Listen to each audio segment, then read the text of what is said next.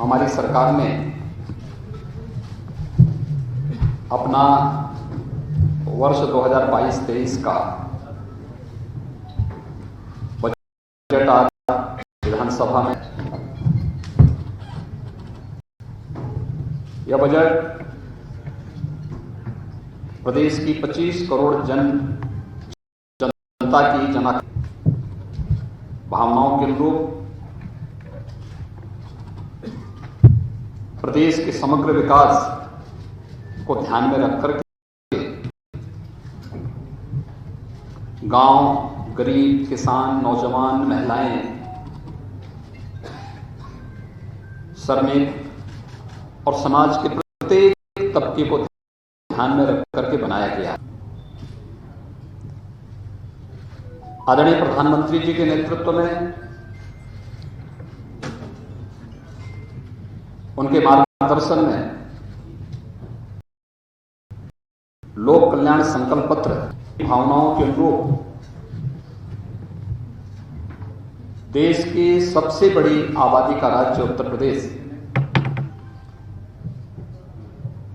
उन जन आकांक्षाओं की पूर्ति कर सके और समग्र विकास के लक्ष्य को प्राप्त करने में सहायक हो सके, इस दृष्टि से उत्तर प्रदेश सरकार का यह बजट 5 वर्षों का एक विजन भी है, जो प्रदेश के सर्वसमावेशी समग्र विकास के साथ साथ एक उज्जवल भविष्य की रूपरेखा भी तैयार करेगा। मित्रों, हम लोगों ने 2022 का विधानसभा का चुनाव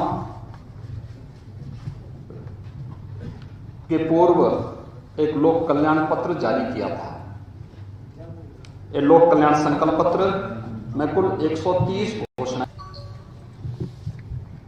इन 130 जो संकल्प हमारे लोक कल्याण संकल्प पत्र में थे, उसमें से 97 संकल्पों को हम लोगों ने इस बजट में, पहले ही बजट में स्थान दिया है और इसके लिए हम लोगों ने 54,883 करोड़ रुपए का भी प्रावधान किया है। उसमें से 97 संकल्पों को हम लोगों ने इस बजट में स्थान दिया है और इसके लिए हम लोगों ने 54,883 करोड़ रुपए का भी प्रावधान। जो संकल्प 130 संकल्प थे, उनमें से कुछ संकल्प पहले से चले आ रहे थे, कुछ नए थे। उनमें से 97 संकल्पों इस दिया गया है। इनमें जो प्रमुख घोषणाएं हैं आज के बजट में, वह मुख्य रूप से उज्ज्वला योजना के अंतर्गत जो लाभार्थी परिवार हैं, उनको वर्ष में 2 रसोई गैस के सिलेंडर उपलब्ध करवाने की घोषणा, और वह बजट में उन्हें स्थान दिया गया है। किसानों के लिए भामाशाह भाव स्थिरता कोष की स्थापना के लिए धनराशि, एक फंड की स्थापना की गई है। यहां पे हम लोग पहले से ही एमएसपी का लाभ धान, गेहूं और अन्य फसली के लिए किसानों को उपलब्ध कराते रहे हैं।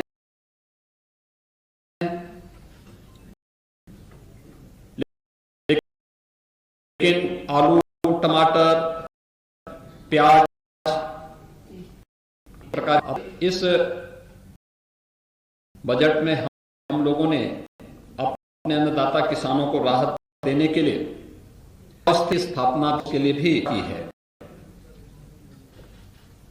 प्रदेश के अंदर आदरणीय प्रधानमंत्री जी का जो देश के लिए विजन है कि हम फर्टिलाइजर, केमिकल और पेस्टिसाइड में कमी लाते हुए प्राकृतिक खेती को बढ़ावा दे सकें। प्राकृतिक खेती की दिशा से उत्तर प्रदेश ने आदरणीय प्रधानमंत्री जी के मार्गदर्शन में पहले से ही अपनी कार्य योजना बनाई थी और उस कार्यक्रम के तहत यहां पे ट्रेनिंग के कुछ विशेष कार्यक्रम भी चले थे। प्रदेश में इस समय हजारों किसान ऐसे हैं जो प्राकृतिक खेती के साथ जुड़े हैं। उनके लिए टेस्टिंग लैब की स्थापना भी हर कमिश्नरी स्तर पर हम लोग स्थापित कर रहे हैं।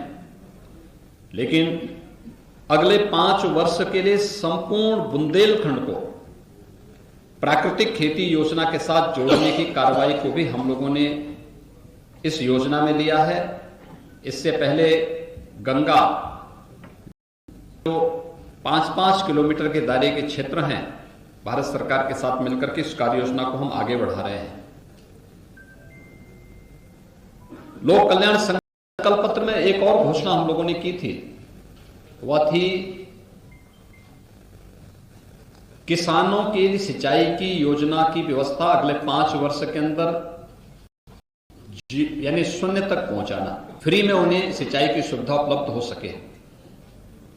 इसके लिए हम लोग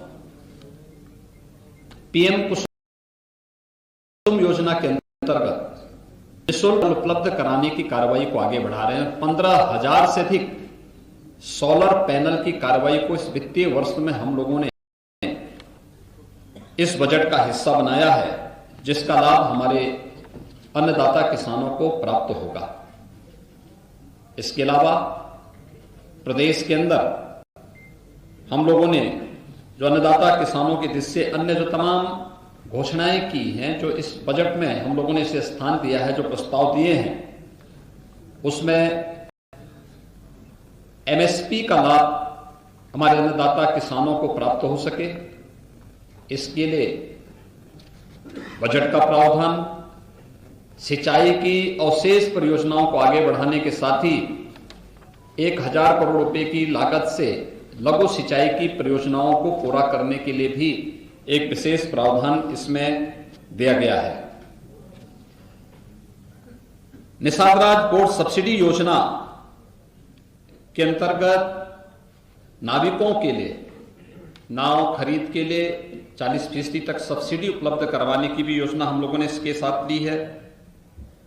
और प्रदेश के अंदर गरीब कल्याण योजना के अंतर्गत एक गरीब कल्याण कार्ड भी जारी करने के लिए संपूर्ण परिवार सर्वेक्षण योजना को भी हम लोगों ने लिया है, जिससे पता लग सके कौन परिवार ऐसा है कि जो योजनाओं में केंद्र और प्रदेश सरकार की योजनाओं से भी वंचित रह गया है, और फिर उसके लिए एक स्पेशल स्कीम चलाना है।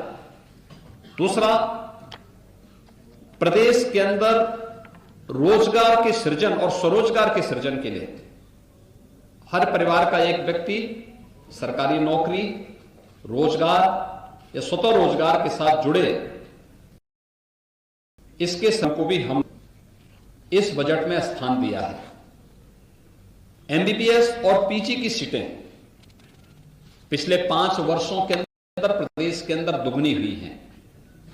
इसको दोगुनी करने के लिए, इसको उससे भी ज्यादा करने के लिए हम लोगों ने बजट में प्रावधान किया है। अयोध्या में इंटरनेशनल एयरपोर्ट की स्थापना करने के लिए भी आवश्यक धनराशि की व्यवस्था इसमें की गई है। प्रदेश के अंदर वे असेवित जनपद कल्पना था, बिजनौर, कुशीनगर, सुल्तानपुर, गोंडा, ललितपुर, लखीमपुर खीरी, चंदौली, बुलंदशहर, सोनभद्र, पीलीभीत, औरैया, कानपुर देहात, कौशाम्बी और अमेठी, वहां पर भी उसके लिए बजट का प्रावधान इस बजट में हम लोगों ने किया है। बुजुर्ग पुजारियों के लिए, संतों के लिए और उस तबके के लिए जो अब तक उपेक्षित था, एक पुरोहित कल्याण बोर्ड के गठन की कार्रवाई और उसके माध्यम से पुरोहित्य कला को आगे बढ़ाने के साथ साथ उनके समग्र विकास और प्रोत्साहन के लिए भी एक बोर्ड के गठन के कार्यक्रम को भी हम लोगों ने इसमें लिया है। प्रदेश के अंदर युवाओं के लिए, खासतौर पर हम लोगों ने स्वामी विवेकानंद सशक्तिकरण योजना प्रारंभ की और इसके तहत हम अपने युवाओं को टैबलेट और स्मार्टफोन दे रहे हैं। स्नातक और स्नातक हर युवा को इसके लिए धनराशि की व्यवस्था हम लोगों ने बजट में की है। इसके साथ ही प्रदेश के अंदर सामूहिक विवाह योजना के लिए भी, जिसमें हम 51,000 रुपए गरीब कन्याओं की शादी के लिए, किसी भी जाति मत मजहब से जुड़ी हुई कन्या हो, 51,000 रुपए हम उसके लिए उपलब्ध करवाते हैं। तो वह उसके लिए भी विगत वर्ष तक प्रतिवर्ष 250 रुपये हुआ करता था। इस बार हम लोगों ने इस राशि को बढ़ाकर के 600 करोड़ रुपए का प्रावधान किया है। निराश्रित महिला पेंशन की योजना 300 से बढ़ाकर के 1,000 रुपया किया गया है और इसके लिए भी जो पहले धनराशि गत वर्ष तक 1,812 करोड़ हुआ करती थी, इस राशि को बढ़ाकर के 4,032 करोड़ रुपए किया गया है। प्रदेश के प्रतिभाशाली युवाओं के लिए हर जनपद में अभ्युदय कोचिंग की व्यवस्था स्तर पर और प्रदेश स्तर पर किसी भी प्रतियोगी परीक्षा की तैयारी के लिए स्थानीय स्तर पर उसकी ट्रेनिंग हो सके, उसे कोचिंग की सुविधा फ्री में उपलब्ध हो सके, इसके लिए मुख्यमंत्री अभ्युदय कोचिंग योजना के लिए भी हम लोगों ने व्यवस्था की है। वृद्धावस्था पेंशन की राशि गत वर्ष तक ये राशि 3,600 करोड़ रुपए सालाना हुआ करती थी। इस बार इसको बढ़ा करके 7,000 करोड़ रुपए से अधिक की इसमें बढ़ोतरी की है। यह राशि भी पहले उन बुजुर्गों को 300 रुपए मिलती थी, फिर वो बढ़ा करके 500 हमारी सरकार ने किया और उसे इस समय 1,000 रुपए करने का प्रावधान भी किया गया है। प्रदेश के अंदर जो शुगर मिल है, चीनी उद्योग में विगत कुछ वर्षों के दौरान, पिछले 5 वर्ष के दौरान उत्तर प्रदेश ने देश में बहुत अग्रणी भूमिका में काम किया है। यहां तक कि कोरोना जैसी महामारी के दौरान भी हमने प्रदेश में को बंद नहीं। गन्ना किसान के मन में उसके प्रति एक विशेष उत्साह भी है कि पहली बार ऐसे देखने को मिला जब कि सरकार अपने स्तर पर इनिशिएटिव लेकर के गन्ना किसानों के हितों के लिए कार्य कर रही है। हम लोगों ने पिछले बार 3 चीनी मिलों की नई स्थापना की थी। इसमें रमाला चीनी मिल, मुंडेरवा चीनी मिल और पिपराइच चीनी मिल। इसके अलावा कुछ चीनी मिलों को जो बंद थे उनको हमने प्रारंभ किया। इस बार भी नए ऐसी चीनी मिलों के लिए जो जर्जर स्थिति में हैं, उनके एक्सपेंशन और वहां उनके आधुनिकीकरण की कार्रवाई को भी सरकार ने अपने हाथ में लिया है, जिसमें क्षमता विस्तार के साथ साथ वहां पर आधुनिक चीनी मिलें ये प्रत्येक अलग स्थान, उसमें सांथा है, मनोता है, आपके छाता चीनी मिल है, बुड़वल है। इसी के साथ ही जो मोहद्दीनपुर मेरठ की चीनी मिल है, उसमें डिस्टिलरी की स्थापना की कार्रवाई को भी हम लोगों ने इस बजट में स्थान दिया है। मित्रों, 2019 का प्रयागराज कुंभ उत्तर प्रदेश और देश और दुनिया के सामने अपनी एक नई पहचान बनाया। यह हमारा सौभाग्य है 2025 में फिर महाकुंभ का आयोजन होगा। दुनिया का सबसे बड़ा आध्यात्मिक और सांस्कृतिक आयोजन। हमारी सरकार अभी से इसकी तैयारी प्रारंभ करने जा रही है और इसके में प्रावधान किया है। इसके लिए एक अलग से मत खोल करके प्रयागराज कुंभ को फिर से ऐतिहासिक बना करके देश और दुनिया का एक यूनिक इवेंट के रूप में से प्रस्तुत करने के लिए यह व्यवस्था भी इसमें की गई है। लोक परंपरा और लोक संस्कृति किसी भी सांस्कृतिक विरासत की आधार होती है। लोक गाथा, लोक परंपरा इस संस्कृति की आत्मा होती है। प्रदेश इस दिश से बहुत समृद्ध है कि यहाँ पे पूर्वी उत्तर प्रदेश में भोजपुरी बोली जाती है, अवध और इसके आसपास के क्षेत्र में अवधी बोली जाती है।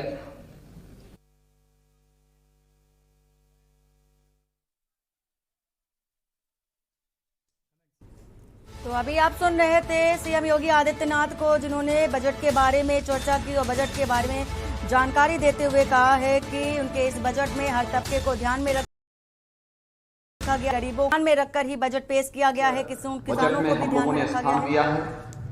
वाराणसी में वहां पर काशी विश्वनाथ धाम की स्थापना के बाद जो टूरिस्ट का फुटफॉल बढ़ा है, कई गुना बढ़ा है।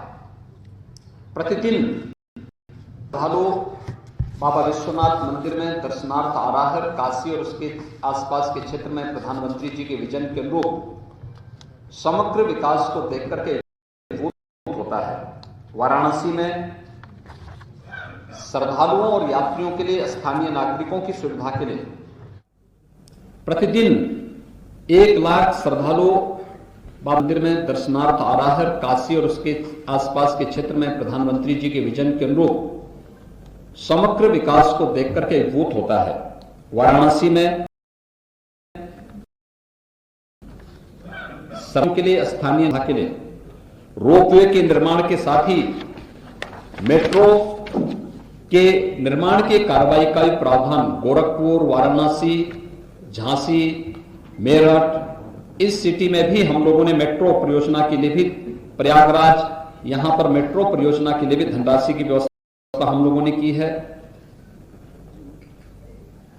पूर्व मुख्यमंत्री सदैव कल्याण सिंह जी के स्मृति में राज्य सरकार एक नई योजना को लेकर आ रही है, जिसमें बाबूजी कल्याण सिंह ग्राम उन्नत योजना, जिसमें प्रदेश की सभी ग्राम पंचायतों के लिए सड़कों पर स्ट्रीट लाइट के रूप में सोलर स्ट्रीट लाइट के लिए हम कार्य कर सकें, इसके लिए फंड की व्यवस्था हम लोगों ने इस बजट में किया है।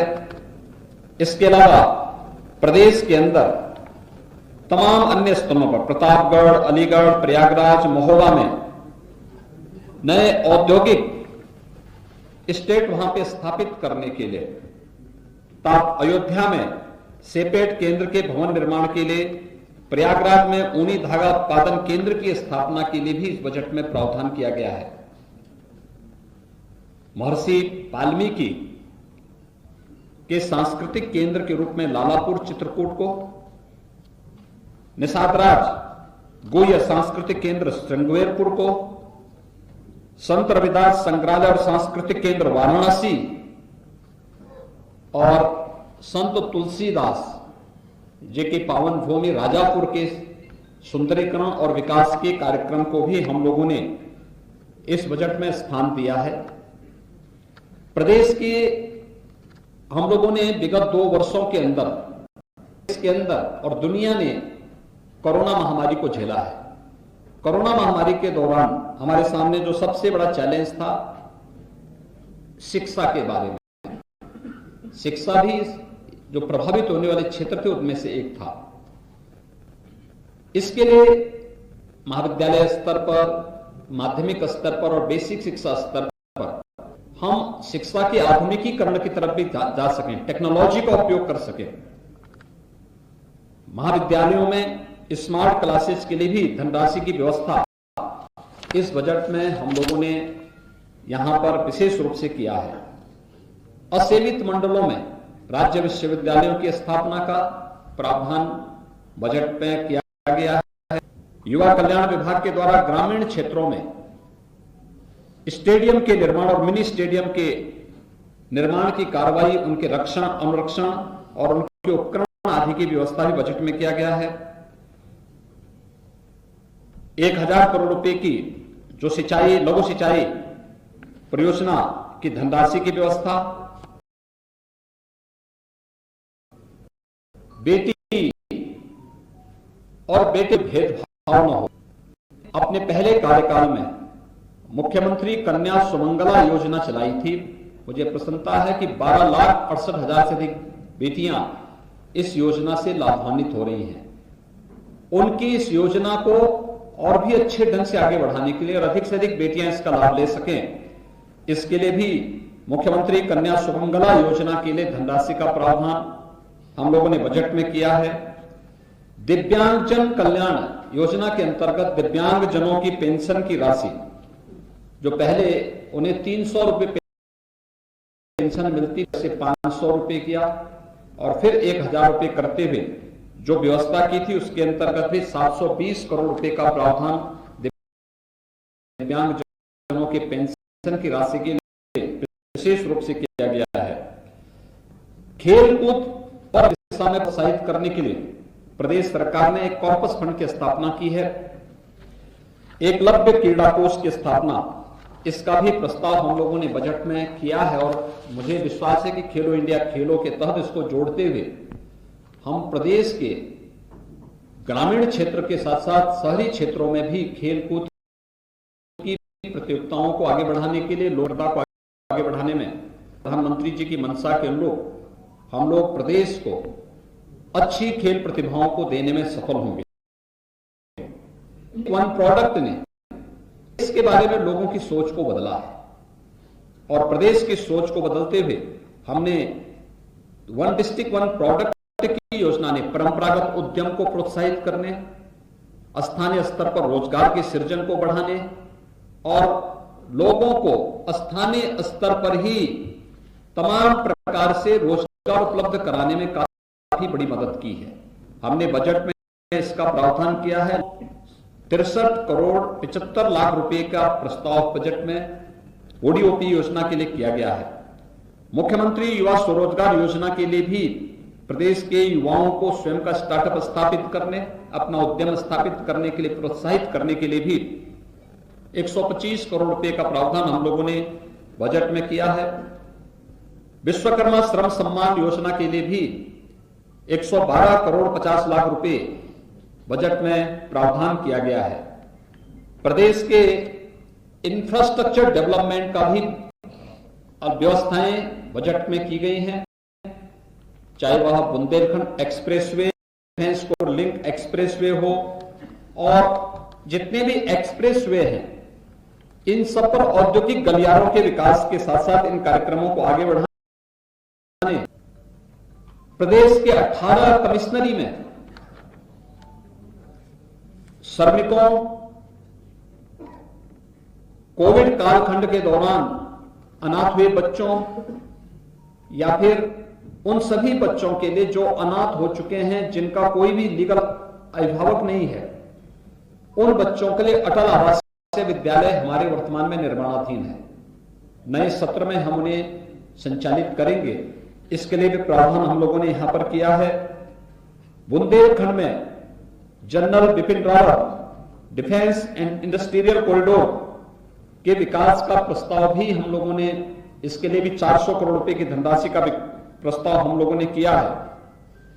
इसके साथ ही प्रदेश के अंदर जो हमारे वर्तमान में चालू परियोजनाएं हैं, जिनमें महर्षि वाल्मीकि के लालापुर क्षेत्र का विकास, वाराणसी में संत रविदास श्रृंगवेरपुर में निषादराज गुह्य स्थलों के पर्यटन विकास के साथ ही बहराइच में महाराज सोहेलदेव के भव्य स्मारक निर्माण के लिए भी धनराशि की व्यवस्था इस बजट में की गई है।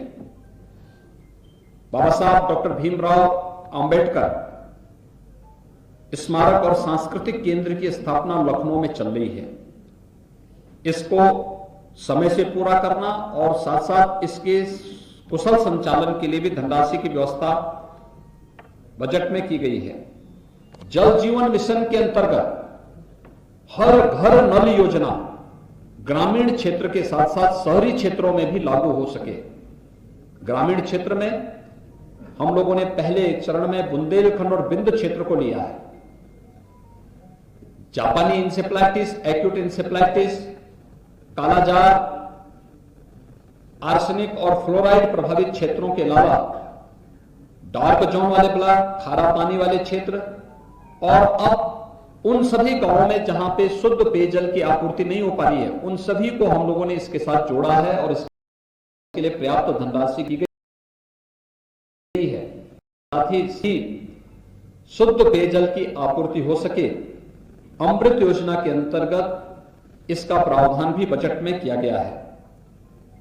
प्रदेश के अंदर वीरांगना झलकारी बाई महिला पुलिस बटालियन गोरखपुर वीरांगना अवंतीबाई महिला पुलिस बटालियन बदायूं और वीरांगना महिला पुलिस बटालियन लखनऊ, इनके गठन और यहां पर इंफ्रास्ट्रक्चर डेवलपमेंट के लिए भी धनराशि की व्यवस्था बजट में की।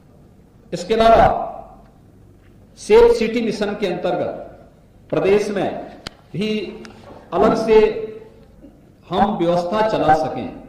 भारत सरकार इसमें सहयोग करती रही है, लेकिन इसको हम लोगों ने सेफ सिटी और स्मार्ट सिटी को मिलाकर के प्रदेश के अंदर एक साथ चलाया है और उसकी सर्वत्र सराहना भी हुई है।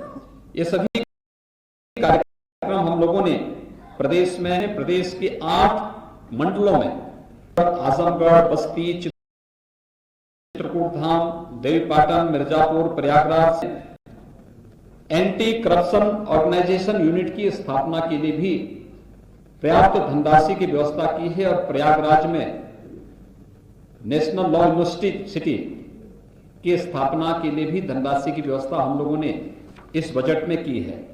यानी कुल मिलाकर के यह बजट प्रदेश के समग्र विकास के विजन को लेकर के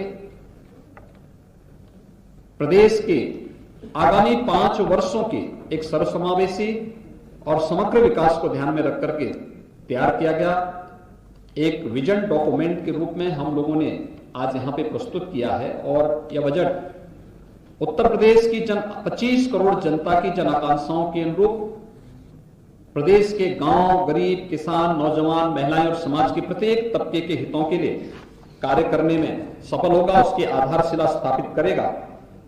बजट अब तक का सबसे बड़ा बजट है।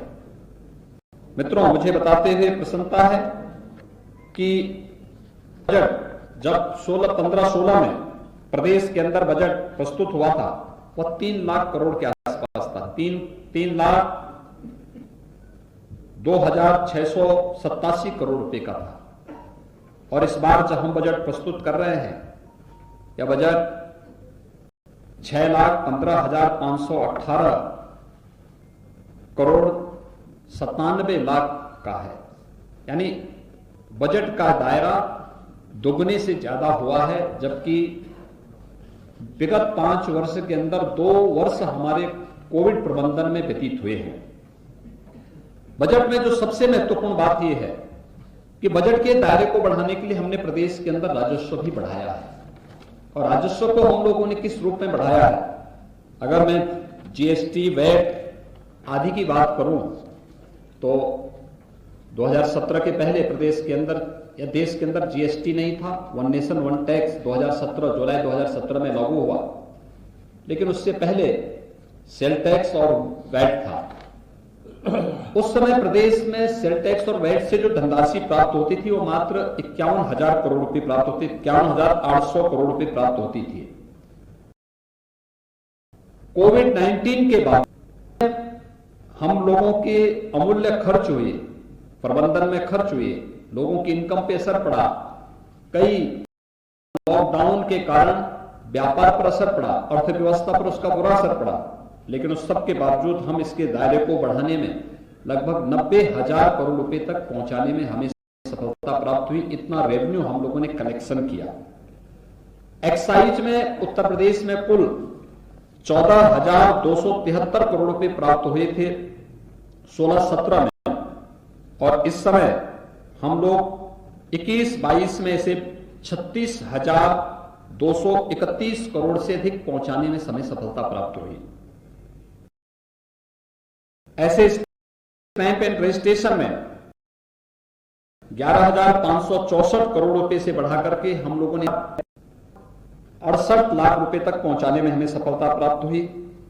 माइनिंग में 1,548 करोड़ रुपए से बढ़ाकर के इसे 2,664 करोड़ रुपए तक पहुंचाने में प्रदेश के माइनिंग के बाद हम सफलता, इसने अपनी रेवेन्यू को बढ़ाया है। रेवेन्यू को बढ़ाने के साथ साथ प्रदेश के विकास का जो आधार बना, उस आधार के साथ ही उस आधारशिला पर जो आगे की कार्रवाई परिणाम हम सबके सामने आ रहे हैं। प्रति व्यक्ति आय में वृद्धि हुई। प्रदेश की अर्थव्यवस्था विगत 5 वर्ष के अंदर दुगनी हुई है और बजट का दायरा भी हमारा दुगने से अधिक आज 2022-23 का प्रस्तुत हुआ है। सबसे महत्वपूर्ण बात इस बजट की है कि रिजर्व बैंक और भारत सरकार ने जो एफआरबीएम की, राज्यों के लिए एफआरबीएम की एक सीमा तय की है कि आप ऋण लेने की जो सीमा आपकी होगी वह पहले फीसदी थी, कोविड कालखंड में उसे बढ़ा करके 4 फिर 4.5% किया। पहले 4% तक बढ़ाया था, फिर बाद में उसको 4.5% तक किया गया कि आपकी जो कुल जीएसडीपी होगी उसके इतने तक आप ऋण ले सकते हैं। उत्तर प्रदेश आज भी अपना बजट के दायरे को बढ़ाने, बेहतर प्रबंधन करने, डेवलपमेंट के कार्यक्रमों को आगे बढ़ाने, लोक कल्याण के कार्यक्रमों को आगे बढ़ाने, प्रदेश के लिए गरीबों के लिए, गांवों के लिए, महिलाओं के लिए, किसानों के लिए, मजदूरों के लिए, व्यापारियों के लिए, समाज के प्रत्येक तबके के लिए अपनी कल्याणकारी योजनाओं को आगे बढ़ाने, कार्यक्रमों को आगे बढ़ाने के साथ ही एफआरबीएम की जो सीमा 4.5% तक तय की गई है, हम अपने कुशल वित्तीय प्रबंधन के तहत यह हमारा इस बजट के बाद भी 3.96 का हम 4% से भी कम पर आज भी है। बजट का दायरा बढ़ा, प्रदेश के अंदर इंफ्रास्ट्रक्चर डेवलपमेंट के कार्यक्रम हुए, निवेश की नई नई संभावनाओं को हम लोगों ने नई पॉलिसी के माध्यम से आगे बढ़ाने का कार्य किया। ये प्रदेश की कुशल वित्तीय प्रबंधन का एक नमूना है। आज विधानसभा में उत्तर प्रदेश 2022-23 का बजट प्रस्तुत हुआ है। मैं इसके लिए वित्त मंत्री जी को, अपने अपर मुख्य सचिव वित्त और उनकी पूरी टीम को हृदय से धन्यवाद देता हूं। पूरा मंत्री परिषद उनके सहयोग के लिए हमेशा तैयार रहा और हम विश्वास व्यक्त करते हैं कि आदरणीय प्रधानमंत्री जी की मंशा के अनुरूप यह बजट $1 ट्रिलियन की इकोनॉमी आगामी 5 वर्ष के दायरे के अंदर हम लोग आगे बढ़ाने में सफल होंगे। इस विश्वास के साथ यह बजट आज प्रस्तुत हुआ है। मैं विश्वास व्यक्त करूंगा कि लोक कल्याण संकल्प पत्र के जो 130 संकल्प थे उनमें से 97 को हम लोगों ने इसमें लिया है। शेष अन्य जो समय समय पर आएंगे, भी हम लोग दिसंबर में अपना सप्लीमेंट्री बजट भी लेकर के आएंगे। तब तक सभी विभाग इस कार्यक्रम को तेजी के साथ आगे बढ़ाएंगे। प्रदेश विकास की गति पर फिर से दौड़ता हुआ दिखाई देगा और प्रधानमंत्री जी के विजन के अनुरूप देश की नंबर 1 अर्थव्यवस्था बनने की उत्तर प्रदेश अग्रसर होगा। मैं एक बार फिर से आप सबको बजट भाषण को और बजट के पूरे कार्यक्रम को सकारात्मक भाव से आगे बढ़ाने के लिए हृदय से धन्यवाद देता हूं।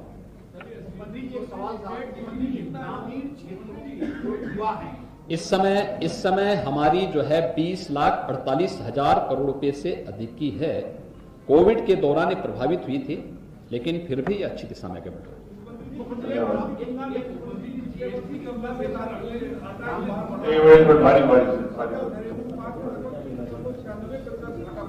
देखिए उत्तर प्रदेश और देश के लिए सीमा है। पहले 3% तक थी, कोविड के पहले 3% तक थी, बाद में इसको बढ़ा, कोविड के दौरान इसको 4% किया गया।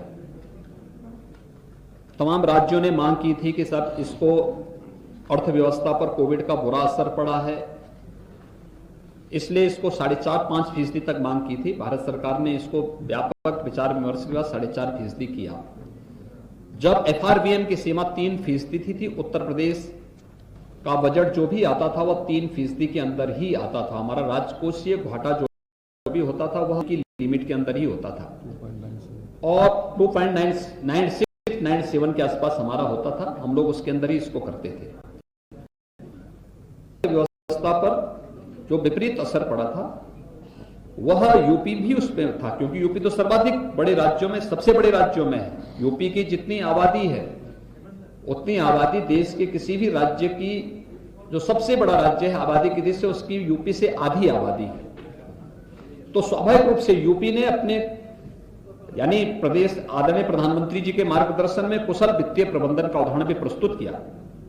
और इसलिए 4% जो पहले कोविड के प्रथम चरण में 4% का एफआरबीएम की लिमिट तय की गई थी, वर्तमान में यद्यपि 4.5% है, तब भी हम लोग 4%, 0.96% का हमारा राजकोषीय घाटा आने का अनुमान है। और प्रदेश के अंदर जो डेवलपमेंट की एक्टिविटीज जब बढ़ेंगी, मैं विश्वास के साथ कह सकता हूं कि हम इस राशि और कम करने में सफलता नहीं प्राप्त होगी। मुख्यमंत्री जी,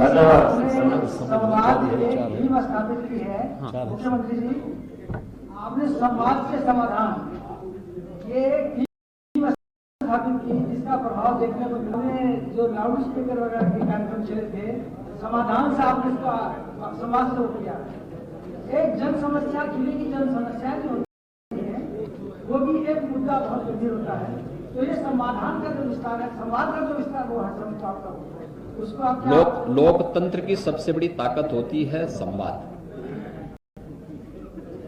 और ये लोकतंत्र की ही ताकत है कि बजट प्रस्तुत करने के बाद मुझे आपके पास यहां तत्काल आना पड़ा। ये संवाद का ही माध्यम है, इसी संवाद के लिए हम आगे बढ़ते हैं।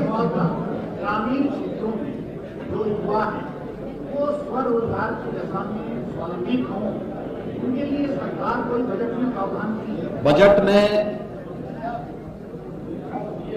रोजगार, स्वतः रोजगार और नौकरी के लिए हर परिवार के एक सदस्य को इस योजना के तहत हमें जोड़ना है, और इसका प्रावधान किया गया है। इसके सर्वेक्षण के लिए धनराशि की व्यवस्था की गई है। आप देखेंगे कि प्रदेश में द्रुत गति से आगे बढ़ेगा। अभी हम लोगों ने जो रोजगार मेले के कार्यक्रम को आगे बढ़ाने की कार्रवाई की है, इसी दिशा से की है। और उत्तर प्रदेश देखिए, उत्तर प्रदेश की अनएम्प्लॉयमेंट रेट आपने देखा होगा, एक स्वतंत्र एजेंसी के जो सर्वेक्षण आए हैं 2015, 16, 17 की तुलना में, जो पहले 18% से अधिक था, आज 2.9% रह गया है। और हम लोग जो प्रयास कर रहे हैं, ओडीओपी की योजना, मुख्यमंत्री स्वरोजगार योजना की योजना, पीएम, इस आगे बढ़ाने की बढ़ रही है। और हम विश्वास के साथ कह सकते हैं कि जो हमारा सर्वेक्षण का अभियान प्रारंभ होने जा रहा है, ये प्रदेश के अधिकाधिक नौजवानों को, ग्रामीण क्षेत्र के हों, शहरी क्षेत्रों के हों, उन सभी नौजवानों को रोजगार उपलब्ध कराने का भी एक माध्यम बनेगा। बहुत बहुत धन्यवाद। तो अभी आप सुन रहे थे योगी आदित्यनाथ को, जिन्होंने बजट पेश करने के बाद प्रेस वार्ता की है। और इसके साथ उन्होंने कहा है, बजट के बाद जब सीएम योगी मीडिया के सामने मुखातिब हुए तो उन्होंने जो हर एक तबके को लेकर के उन्होंने कहा कि हर एक तबके को बजट में ध्यान में रखा गया है। कन्या सुमंगला योजना के बारे में उन्होंने कहा कि कन्या सुमंगला योजना के तहत बजट में भी प्रावधान किया गया है। और इसके साथ ही ओडीओपी के बारे में भी प्रदेश की सोच बदली है। और इसके साथ ही कई तबके को, चाहे वो किसान हो, गरीब हो, महिलाएं हैं या बच्चे हों, युवा हो, हर तबके को वो साथ में लेकर चले हैं इस बजट में। तो कन्या सुमंगला योजना हमारी सरकार ने चलाई है, योगी आदित्यनाथ ने कहा है।